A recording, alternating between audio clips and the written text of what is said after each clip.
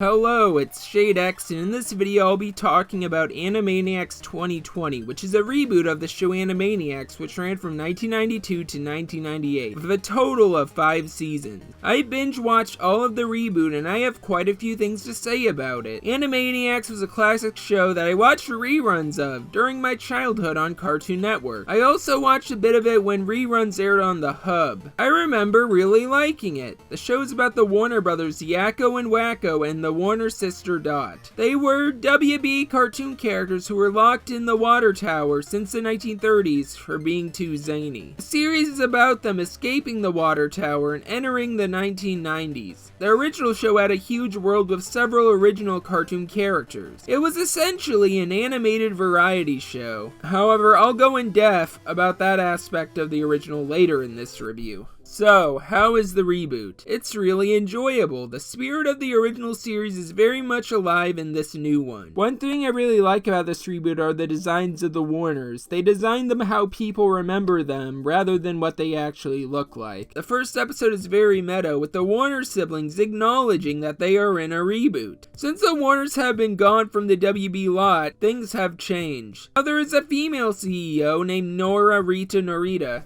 Yakko ends up swallowing a tablet she was holding and then learns about everything that has happened since 1998, which was when the original series ended. Yakko ends up singing a song about all these events they missed. What I find funny is that he avoids singing about Donald Trump, since Yakko acknowledges that the show will be dated, which leads to them predicting the future instead. What follows up is a Pinky and the Brain short that makes fun of funny animal viral videos. I really like that episode. One of the funniest things about this episode is that it solidifies that Pinky, Elmyra, and the Brain is non-canon. This segment is funny and is a great update of Pinky and the Brain. The two mice are the same as they were before, but now they are set in the modern day. Then the episode ends with a meta song sung by Yakko about reboots. None of reboots are mentioned in this song. Yakko then closes the song by talking about how unoriginal reboots are. Then the episode ends with this funny gag. Here's your check for the Animaniacs reboot, you sellouts. Yeah, but when we sell out, we know we're selling out, so it's cool. The first episode does have an abrupt ending, and I thought this would be a major issue with this show, but thankfully I just had this problem once.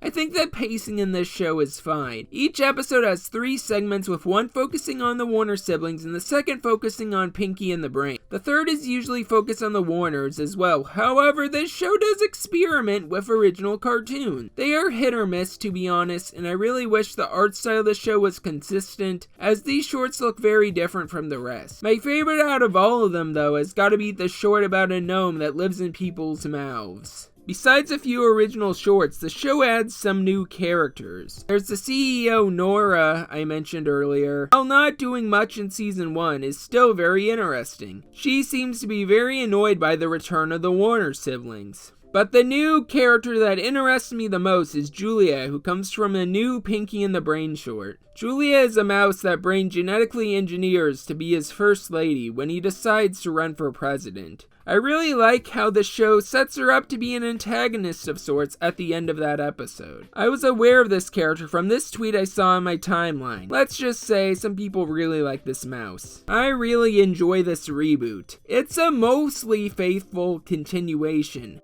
I love seeing the Warners return this year. I love the shorts featuring the Warners, and I love the Pinky and the Brain segments as well. I loved how these shorts were set during modern day and different points of time in history. I love the songs, and none of them felt out of place. I really love how they brought back the songwriter from the original series, Randy Rogel. There are a lot of funny songs in this show.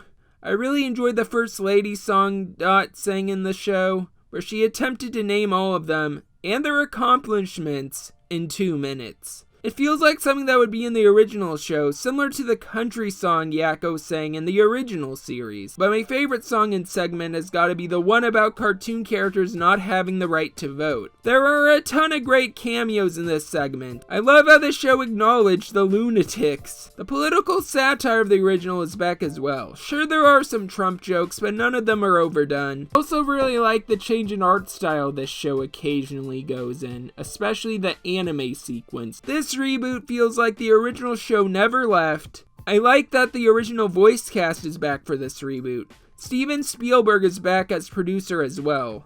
This seems like a return to the fun world of the original, but there is still a lot missing. The ensemble cast of other cartoon characters are absent from the show. This was one of the things I loved about the original series. The fact it felt like a variety show made the original feel a lot more lively. I loved the world of the original series. It reminded me of the world of Roger Rabbit. The WB lot for a time was a place where several cartoon characters congregated. The lot looked like a fun fictional world to visit. Besides Pinky and the Brain, the rest of the supporting cast of Animaniacs is missing. This includes fan favorite Slappy Squirrel. However, there is a canon explanation for the absence of these characters. The supporting cast of cartoon characters have been kidnapped by a big game hunter. Here's a brief spoiler warning. If you don't want spoilers, skip to this part. It is later revealed that this big game hunter is none other than Chicken Boo, who is bitter that he is the least popular character in the Animaniacs, and that he was not allowed to be in the reboot. The Warners discover this, and then eventually the supporting cast escapes, who are not happy that Chicken Boo captured them.